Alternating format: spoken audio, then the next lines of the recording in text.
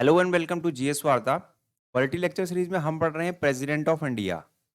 ठीक है, आज जानेंगे प्रेसिडेंट ऑफ इंडिया में देखिए उनके टर्म कितना है, इम्पीचमेंट, वैकेंसी। ठीक है, इन तीनों को हम जानेंगे। ठीक है, इम्पीचमेंट क्या है ये भी जानेंगे। ठीक है, वैकेंसी किस तरीके से क्रिएट हुई थी प्रेसिडेंशियल ऑफिस में वो जानेंगे, और कितना टर्म है उनका प्रेसिडेंट का वो हम सब जानेंगे आज। ठीक है, टर्म ऑफ प्रेसिडेंट्स ऑफिस। ठीक है, president hold office for a term of 5 year. ठीक है, 5 ईयर के लिए जो है प्रेसिडेंट ऑफिस में रहते हैं। ठीक है, ये हमें मालूम होना चाहिए from the date on which he enters upon his office. ठीक है, जैसे ही वो ऑफिस में एंटर करते हैं उससे 5 साल तक जो है वो उनका टर्म जो रहता है। अब देखिए, he can resign from his office by at any time by addressing the resignation letter to the vice president. देखिए, ध्यान रखिएगा, वाइस प्रेसिडेंट को अगर अपने रेजिग्नेशन देना होगा तो वो किसे देंगे, वो अपने वाइस प्रेसिडेंट को देंगे। ये 5 साल का टर्म है, उसके बाद वाइस प्रेसिडेंट को अपना रेजिग्नेशन। Next impeachment. देखिए, इम्पीचमेंट देखिए ये वर्ड क्या है, इसको समझते हैं। देखिए, the president can be removed, important है, the president can be removed from office by a process of impeachment for violation of the constitution. देखिए, प्रेसिडेंट के रिमूवल का जो प्रोसेस है उसे हम इम्पीचमेंट बोलते हैं, इम्पीचमेंट ऑफ प्रेसिडेंट बोलते हैं। तो देखिए, प्रेसिडेंट को कब हटाया जाएगा, वायलेशन ऑफ कॉन्स्टिट्यूशन। अगर प्रेसिडेंट जो है कॉन्स्टिट्यूशन का वायलेशन करेंगे, उस केस में उनके उनके लिए रिमूवल का प्रोसेस है, उसे हमने इम्पीचमेंट ऑफ प्रेसिडेंट कहा है। ठीक है, हालांकि कॉन्स्टिट्यूशन ने कहीं भी डिफाइन नहीं किया है कि वायलेशन ऑफ द कॉन्स्टिट्यूशन क्या है, फ्रेज इस फ्रेज को डिफाइन नहीं किया है। फिर देखिए, इम्पीचमेंट, अब देखिए किस तरीके से इम्पीचमेंट का प्रोसेस होता है वो हमने अब हम जानते हैं उसे। The impeachment process can be initiated by either house of the parliament. किसी भी हाउस में, लोकसभा या राज्यसभा, किसी भी हाउस में इम्पीचमेंट प्रोसेस शुरू हो सकता है, लोकसभा या राज्यसभा दोनों में से किसी।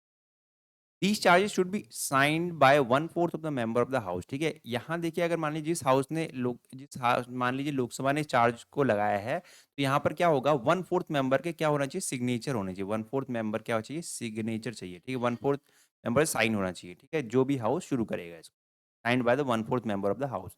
उसके बाद देखिए 14 डेज का नोटिस मिलेगा, वहां पर should be given to the president. ठीक है, 14 डेज का नोटिस, 1/4 मेंबर के सिग्नेचर चाहिए प्लस 14 डेज का नोटिस होगा। ठीक है, नेक्स्ट क्या है वो जानते हैं। देखिए, अब देखिए, द इम्पीचमेंट रेजोल्यूशन, जो impeachment resolution is passed by majority of 2/3 of the total membership of that house. ठीक है, जिस हाउस ने इसको शुरू किया, ठीक है, इम्पीचमेंट रेजोल्यूशन लेकर आया, उसको 2/3 मेजोरिटी से इसको पास होना होगा। ठीक है, 2/3 मेजोरिटी क्या होती है, हमने ये हमने कुछ लेक्चर पहले ही जो है मेजोरिटी पे किया है हमने, कि कितने टाइप की जो है अपनी मेजोरिटी है। तो देखिए, it is send to other house for investigate the charges. ठीक है, उसके बाद देखिए क्या होगा, अगर मान लीजिए लोकसभा से ये पास हो जाता है तो अदर हाउस राज्यसभा में जो है इसे सेंड किया जाएगा, राज्यसभा में सेंड किया जाएगा फॉर, इसलिए सेंड किया जाएगा टू इन्वेस्टिगेट द चार्जेस। ठीक है, ये जो लोकसभा ने जो चार्ज लगाया उसको इन्वेस्टिगेट करेगा, अदर हाउस को investigate. The president has the right to appear. ठीक है, राइट टू अपीयर है उस, ठीक है, and to be represented at at such investigation. जब भी प्रेसिडेंट के साथ इम्पीचमेंट प्रोसेस चलेगा तो उनके पास राइट टू अपीयर है। ठीक है, वहां वो प्रेजेंट रह सकते हैं और रिप्रेजेंट कर सकते हैं खुद को। ठीक है, eight such investigation. In if the other house also sustains the charges and passes the impeachment resolution by a majority of 2/3 of the total membership। ठीक है, अगर मान लीजिए दूसरे हाउस ने भी इन्वेस्टिगेट किया और पाया कि भैया वो जो इम्पीचमेंट था वो सही पाया गया, तो वहां पर क्या होगा, then president stands removed from the office from the date resolution is pass so pass. ठीक है, अब वहां पर क्या होगा, प्रेसिडेंट को क्या कर देंगे, रिमूव कर दिया जाएगा। उसके बाद जो है president stands remove from his office. ठीक है, वहां पर रिमूव हो जाएंगे, प्रेसिडेंट रिमूव हो जाएंगे। ठीक है, नेक्स्ट क्या है, देखिए, अब देखिए इम्पीचमेंट क्या है, क्वासी जुडिशियल प्रोसीजर है, ये हमें पता होना चाहिए, क्वासी जुडिशियल प्रोसेस है। ठीक है, दो दो चीजों का ध्यान रखना है यहाँ पर। देखिए, जब भी इम्पीचमेंट होगा प्रेसिडेंट का, तो देखिए nominated member of either house of parliament can be participate in the impeachment of the president. ठीक है, नॉमिनेटेड, ये इंपॉर्टेंट है यहाँ पर पेपर पॉइंट ऑफ व्यू से। नॉमिनेटेड मेंबर जो है वो पार्ट लेते हैं। ठीक है, नॉमिनेटेड मेंबर जो पार्लियामेंट के होते हैं वो पार्ट लेते हैं इम्पीचमेंट ऑफ द प्रेसिडेंट में। हालांकि जो नॉमिनेटेड मेंबर थे वो प्रेसिडेंट के इलेक्शन में पार्ट नहीं ले रहे थे, प्रेसिडेंट के इलेक्शन में नॉमिनेटेड मेंबर पार्ट नहीं ले रहे थे, ध्यान दीजिएगा, ये इंपॉर्टेंट है। लेकिन नॉमिनेटेड मेंबर अब जो है वो इम्पीचमेंट में पार्ट ले रहे हैं, ये इंपॉर्टेंट है। Elected member of legislative assemblies of states and union territories of the Delhi and Puducherry do not participate in the impeachment of the president, though they participate in his election। ठीक है, elected member जो legislative assemblies के हैं वो part नहीं लेते हैं। ठीक है, हालांकि वो उनके इलेक्शन में पार्ट लेते हैं, इलेक्शन में पार्ट लेते हैं ये जो इलेक्टेड मेंबर लेजिस्लेटिव असेंबलीज के, लेकिन इलेक्शन में पार्ट लेंगे लेकिन यहाँ इम्पीच में पार्ट नहीं लेंगे। तो ये दो इंपॉर्टेंट बातें हैं यहाँ पर पेपर पॉइंट ऑफ व्यू से।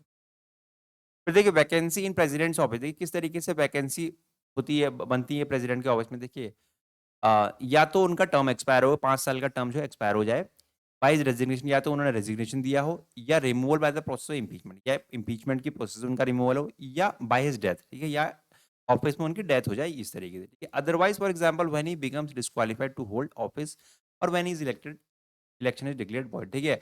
अदरवाइज में क्या है, देखिए, या वो डिस्क्वालीफाई मान लिए जाए, ठीक है, अपनी पोस्ट में वो डिस्क्वालीफाई मान लिए जाए। अब देखिए, if the office falls vacant by resignation, ठीक है, जब भी रेजिग्नेशन, रिमूवल और डेथ में, इस केस में, ठीक है, या अदरवाइज इस केस में अगर ऑफिस वैकेंट होगा, तो the election to fill the vacancy should be held within 6 month, ठीक है, 6 मंथ के अंदर जो होगा वो आपका वैकेंसी, आपका जो इलेक्शन शुरू हो जाएगा, वो 6 मंथ के अंडर में जो है वो इलेक्शन शुरू हो जाना चाहिए, जब से वैकेंसी बनेगी वहां पर, ठीक है। वो किस केस में, रिमूवल, डेथ, रेजिग्नेशन और अदरवाइज, अदरवाइज मतलब जहां पर डिस्क्वालीफाई हुआ वो वाला केस, ठीक है, disqualify.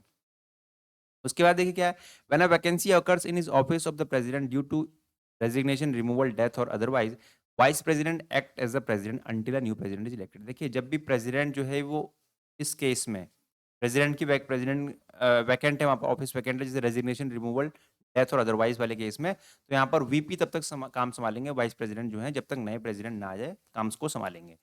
In case of office of vice president is vacant, जब भी अगर मान लीजिए प्रेसिडेंट का ऑफिस वैकेंट है, वाइस प्रेसिडेंट का ऑफिस भी वैकेंट है, तो यहाँ पर चीफ जस्टिस ऑफ इंडिया, ठीक है, और if his office is also vacant, the senior most जज of the supreme court available act as the president और discharge the function of the president. अगर मान लीजिए प्रेसिडेंट ऑफिस वैकेंट है, तो यहाँ पर वीपी पार्ट लेंगे, वीपी अगर एब्सेंट होंगे, तो यहाँ पर सीजीआई जो होंगे, अगर सीजीआई भी एब्सेंट होंगे, तो हमारे कौन पार्ट लेंगे, यहाँ पर सीनियर मोस्ट जज होंगे वो पार्ट लेंगे, सीनियर मोस्ट जज होंगे पार्ट लेंगे, ठीक है। फिर क्या है, यहाँ पर जो है अपने सारी जो अपनी किस तरीके से टर्म इम्पीचमेंट और वैकेंसी जो है वो हमने टॉपिक क्लियर कर दिया, ठीक है। Now for the GS Varta viewers, if you are liking our content, please like, share and subscribe. Thank you so much.